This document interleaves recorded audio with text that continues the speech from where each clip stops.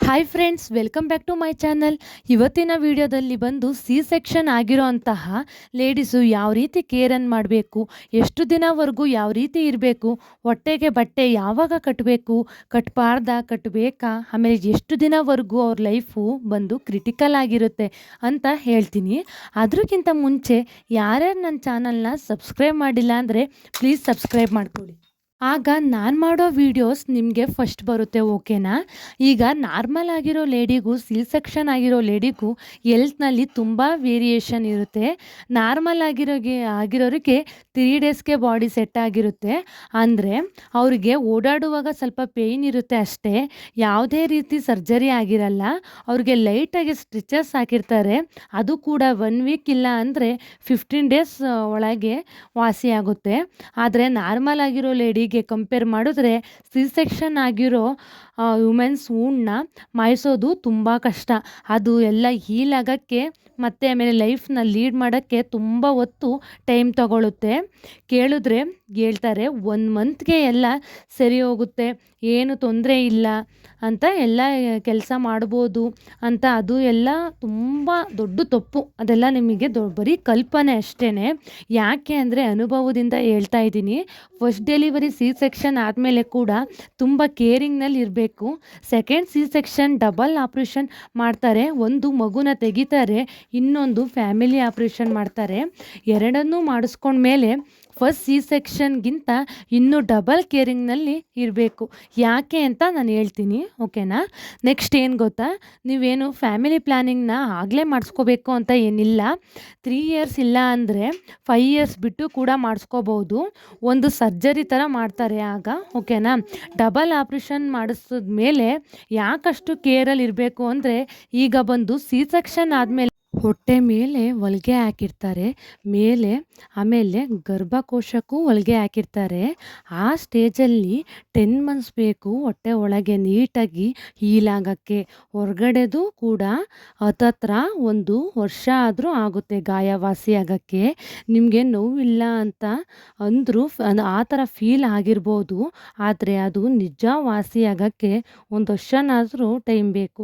ನೀವು ಏನೇ antibiotics, tablets, medicines ತೊಗೊಂಡ್ರೂ ಒಂದು ಡೇ ಬೈ ಡೇನೇ ಕೇರ್ ಆಗೋದು. ಅದು ಗಾಯ ವಾಸಿ ಆಗೋಕ್ಕೆ ಒಂದು ಡೇ ಬೈ ಡೇನೇ ಅದು ವಾಸಿ ಆಗೋದು ಗಾಯ ಅದು, ಓಕೆನಾ?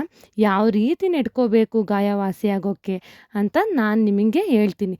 ಮೊದಲಿಗೆ ಸಿ ಸೆಕ್ಷನ್ ಆಗಿರೋರು ತಣ್ಣೀರನ್ನು ಮುಟ್ಟಬಾರ್ದು. ಹತ್ತತ್ರ ಒಂದು ತಿಂಗಳವರೆಗೂ ತಣ್ಣೀರಿಗೆ ಕೈ ಆಡಿಸ್ಬಾರ್ದು. ನೆಕ್ಸ್ಟ್ ಸ್ನಾನ ಮಾಡಬೇಕಾದ್ರೆ ಜಾಸ್ತಿ ಬಿಸಿ ನೀರನ್ನು ಹಾಕೋಬಾರ್ದು. ಫಸ್ಟ್ ಪಾಯಿಂಟನ್ನು ಹೇಳ್ತೀನಿ, ಜಾಸ್ತಿ ಕೋಲ್ಡು, ಜಾಸ್ತಿ ಬಿಸಿಯನ್ನು ಹಾಕೋಬಾರ್ದು. ಒಂದು ಲುಕ್ ವಾರ್ಮ್ ಅಂತ ಹೇಳ್ತಾರೆ, ಆ ಥರ ನೀವು ಸ್ನಾನವನ್ನು ಮಾಡಬೇಕು, ಓಕೆನಾ? ಆಮೇಲೆ ಸಿ ಸೆಕ್ಷನ್ ಆಗಿರೋ ಜಾಗದಲ್ಲಿ ಸೋಪ್ನೆಲ್ಲ ಯೂಸ್ ಮಾಡಿಕೊಂಡು ವಾಶ್ ಮಾಡೋದು, ಆಮೇಲೆ ನಾರ್ಮಲ್ ಜಾಗದ ಥರ ಜೋರಾಗಿ ಉಜ್ಕೊಳ್ಳೋದು, ತಿಕ್ಕೊಳ್ಳೋದು ಎಲ್ಲ ಮಾಡಬಾರ್ದು. ಸೆಕೆಂಡ್ನೇದು ಬಂದು ಜಾಸ್ತಿ ಸ್ಟೆಪ್ಸ್ನ ಹತ್ತೋದು, ಇಳಿಯೋದು ಮಾಡಬಾರ್ದು. ಆಗ ನಿಮ್ಮ ತೊಡೆ ಬಂದು ಹೊಟ್ಟೆಗೆ ಟಚ್ ಆಗುತ್ತೆ, ಆಗ ಸ್ಟಿಚಸ್ ಓಪನ್ ಆಗೋ ಚಾನ್ಸಸ್ ಇರುತ್ತೆ. ಆಮೇಲೆ ಪೇಯ್ನ್ ಕಾಣಿಸ್ಕೊಳ್ಳುತ್ತೆ. ನಿಮಗೆ ಈಗ ಕಾಣಿಸ್ಕೊಳ್ದಲೇ ಇರ್ಬೋದು, ಅಂದರೆ ವಿಂಟರ್ ಟೈಮಲ್ಲಿ ಮಳೆ ಬರೋ ಟೈಮ್ನಲ್ಲಿ ನಿಮಗೆ ಒಂಥರ ಯಾವ ಥರ ಅಂದರೆ ಚುಳ ಅನ್ನೋ ಥರ ನೋವಾಗುತ್ತೆ, ಸೂಜಿ ಚುಚ್ಚಿದಂಗೆ ಆಗುತ್ತೆ, ಒಳಗಡೆಯಿಂದ ಇಸುಕ್ಕೊಂಡಂಗೆ ಆಗುತ್ತೆ, ತುಂಬ ಕಷ್ಟ ಆಗುತ್ತೆ. ಯಾಕೆ ಅಂದರೆ ಅನುಭವದಿಂದ ಹೇಳ್ತಾ ಇದ್ದೀನಿ. ಸ್ಟೆಪ್ಸ್ನ ಹತ್ತೋದು, ಜೋರಾಗಿ ಇಳಿಯೋದು ಎಲ್ಲ ಮಾಡಬೇಡಿ, ಓಕೆನಾ? ಮೇಯ್ನ್ ಮೂರನೇ ತಪ್ಪು, ಭಾರ ಎತ್ತೋದು ಮಾಡಬೇಡಿ. ಯಾವುದೇ ಥರ ಸಿಲಿಂಡರ್ ಎತ್ತೋದು, ಇಲ್ಲ ಅಂತ ಅಂದರೆ ಬಿನ್ಗೆ ಎತ್ತೋದು, ನೀರು ಕ್ಯಾನ್ಗಳ್ನ ಎತ್ತೋದು, ಇಲ್ಲ ಅಂದರೆ ಮೇಯ್ನ್ ಭಾರವಾದ ವಸ್ತುವನ್ನು ಎತ್ತೋದು, ಇಳಿಯೋದು, ಆ ಥರ ಎಲ್ಲ ಮಾಡಬೇಡಿ. ಅದೆಲ್ಲ ಹೊಟ್ಟೆಯ ಮೇಲೆ ಪ್ರೆಷರ್ ಬೀಳುತ್ತೆ. ಆಮೇಲೆ ಹೊಟ್ಟೆಯನ್ನು ಬಿಗಿಯಾಗಿ ಹಿಡ್ದು ಕೆಲಸವನ್ನು ಮಾಡಬಾರ್ದು. ಆಗ ಸ್ಟಿಚಸ್ ಹೊಲಿಗೆ ಒಂಥರ ಹೀಲ್ ಆಗಿರಲ್ಲ, ಅದು ಸ್ವಲ್ಪ ಪೇಯ್ನ್ ಬಂದಂಗೆ ಆಗುತ್ತೆ, ಓಕೆನಾ? ಆಮೇಲೆ ಅದು ಹೊಲಿಗೆ ನಿಮಗೆ ಓಪನ್ ಆಗೋ ಚಾನ್ಸಸ್ ಕೂಡ ಇರುತ್ತೆ. ಸೊ ಅದಕ್ಕೋಸ್ಕರ ಹೇಳ್ತಿದ್ದೀನಿ, ನೀವು ಹುಷಾರಾಗಿರಬೇಕು. ನಿಮಗೆ ಪೇಯ್ನ್ ಆಗಬಾರ್ದು ಅಂತ ಅಂದರೆ ನೀವು ಮಿನಿಮಮ್ 6 ಮಂತ್ಸ್‌ನಾದರೂ ಈ ಥರ ಎಲ್ಲ ಕೆಲಸ ಮಾಡಬೇಡಿ. ನೆಕ್ಸ್ಟ್ ಬಂದು ವಾಕಿಂಗ್ಗೆ ಹೋಗಬೇಕಾದ್ರೆ ಬೇಬಿನ ಎತ್ಕೊಂಡು ವಾಕಿಂಗನ್ನು ಮಾಡಬೇಡಿ. ಬೇಬಿ ಬಂದು 5 ಕೆಜಿ ಇಲ್ಲ ಅಂದರೆ 8, 9 ಕೆಜಿ ಇದ್ದೇ ಇರುತ್ತೆ. ಆ ಪ್ರೆಷರ್ ಹೊಟ್ಟೆ ಮೇಲೆ ಬೀಳುತ್ತೆ ಎತ್ಕೊಂಡಾಗ. ಎತ್ಕೊಂಡು ವಾಕಿಂಗ್ ಮಾಡಬೇಕಾದ್ರೆ ನಿಮಗೆ ಹೊಟ್ಟೆ ಮೇಲೆ ಪ್ರೆಷರ್ ಬೀಳುತ್ತೆ. ವಾಕಿಂಗ್ ಸೈಕಲ್ ಯಾವುದಾದ್ರೂ ಇದ್ದರೆ ಅದರಲ್ಲಿ ಮಗುನ ಕೂರಿಸ್ಕೊಂಡು ವಾಕಿಂಗನ್ನು ಮಾಡ್ಬೋದು. ನಿಮಗೆ ಆಗ ಯಾವುದೇ ರೀತಿ ತೊಂದರೆ ಇರಲ್ಲ. ಓಕೆನಾ. ನೆಕ್ಸ್ಟ್ ಬಂದು ಕೂತ್ಕೊಂಡು ಬಟ್ಟೆಯನ್ನು ಒಗೆಯೋದು ಮಾಡಬಾರ್ದು. ತುಂಬ ದೊಡ್ಡ ತಪ್ಪು ಆಯಿತಾ ಅದು. ಆದಷ್ಟು ನೀವು ನಿಂತ್ಕೊಂಡು ಬಟ್ಟೆಯನ್ನು ಒಗೆಯೋದನ್ನ ಅಭ್ಯಾಸ ಮಾಡ್ಕೊಳ್ಳಿ, ಒಗಿಬೋದು ಆಯಿತಾ. ನೀವು ಏನಾದರೂ ಕೂತ್ಕೊಂಡು ಹೋಗಿದ್ರೆ ಹೊಟ್ಟೆಗೆ ತುಂಬ ಪ್ರೆಷರ್ ಬೀಳುತ್ತೆ. ಓಕೆನಾ. ಅದಕ್ಕೆ ನೀವು ಆದಷ್ಟು ಹುಷಾರಾಗಿರಿ. ಕೋಲ್ಡ್ ಐಟಮ್ಸ್ನೆಲ್ಲ ತಿನ್ನಬೇಡಿ. ಆಮೇಲೆ ಹೊಟ್ಟೆ ಮೇಲೆ ಮಲ್ಕೋಬೇಡಿ. ಯಾಕೆ ಅಂದರೆ ಹೊಲಿಗೆ ಮೇಲೆ ಪ್ರೆಷರ್ ಬೀಳುತ್ತೆ. ತುಂಬ ಕಷ್ಟ ಅನಿಸುತ್ತೆ. ತುಂಬ ಪೇಯ್ನ್ ಬರೋಕ್ಕೆ ಸ್ಟಾರ್ಟ್ ಆಗುತ್ತೆ. ಮತ್ತು ಮನೇಲಿ ಏನೇ ಕೆಲಸವನ್ನು ಮಾಡಿದ್ರೂ ನಿಧಾನಕ್ಕೆ ಮಾಡ್ಕೊಳ್ಳಿ. 1 ಮಂತ್ ಆಫ್ಟರ್ ನಿಧಾನಕ್ಕೆ ಮನೇಲಿ ಕೆಲಸವನ್ನು ಮಾಡ್ಕೊಳ್ಳಿ. ನೀವೇನಾದರೂ ಮನೆಯಲ್ಲಿ ಒಬ್ಬರೇ ಇದ್ದೀರಾ ಅಂದರೆ, ಇಲ್ಲ ಅಂತ ಅಂದರೆ 9 ಮಂತ್ಸ್ವರೆಗೂ ನೀವು ಕೆಲಸವನ್ನು ಮಾಡೋಕ್ಕೆ ಹೋಗಬೇಡಿ. ನೀವೇನಾದರೂ ಮನೇಲಿ ಒಬ್ಬರೇ ಇದ್ದೀರಾ ಅಂತ ಅಂದರೆ ಹೊಟ್ಟೆನ ಬಿಗಿ ಹಿಡ್ದು ಕೆಲಸ ಎಲ್ಲ ಮಾಡಬೇಡಿ. ಓಕೆನಾ. ಸ್ವಲ್ಪ ನಿಧಾನಕ್ಕೆ ಕೆಲಸ ಮಾಡ್ಕೊಳ್ಳಿ.